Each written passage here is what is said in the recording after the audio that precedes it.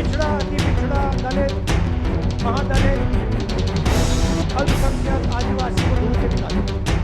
आपको लोकसभा में प्रतिपक्ष की नेता राहुल गांधी एक बार फिर अपने बयान को लेकर राजनीतिक विवादों में घिर गए हैं। बिहार के कुटुंबा में एक चुनावी रैली के दौरान राहुल गांधी ने कहा कि देश की बड़ी कंपनियों, सरकारी नौकरियों और सेना में स्वर्ण जातियों का दबदबा है, जबकि देश की 90% आबादी दलित, पिछड़ी जातियां और अल्पसंख्यक इन क्षेत्रों में पर्याप्त प्रतिनिधित्व से वंचित है। उन्होंने इसे समान प्रतिनिधित्व का सवाल बताते हुए राष्ट्रीय जातिगत जनगणना की मांग दोहराई। राहुल गांधी ने दावा किया कि देश की शीर्ष 500 कंपनियों में शायद ही कोई दलित या पिछड़ी जाति का चेहरा नजर आता है। उनका कहना था कि बैंकों से लेकर नौकरशाही तक सभी जगह स्वर्ण जातियों का वर्चस्व है, जो देश की मात्र 10% आबादी है। समाज के अति पिछड़ा, दलित, आदिवासी से आते हैं, मगर अगर आप देश को देखें, और मैं 2-3 उदाहरण देता हूं।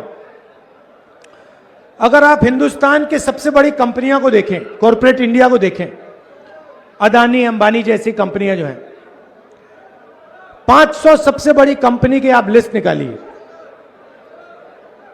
और इसमें पिछड़ा, अति पिछड़ा, दलित, महादलित, अल्पसंख्यक, आदिवासी को ढूंढ के निकाल दीजिए, आपको कोई नहीं मिलेगा। आपको एक नहीं मिलेगा। सारे के सारे 10% आबादी में से आते हैं। सारा बैंक का धन उनको जाता है, सारी नौकरियां उनको जाती हैं, ब्यूरोक्रेसी में उनको जगह मिलती है। आप जुडिशरी देखिए, वहां भी उनको सब मिलता है। सेना में उनका कंट्रोल है। इस बयान के बाद बीजेपी ने राहुल गांधी पर तीखा हमला बोला है।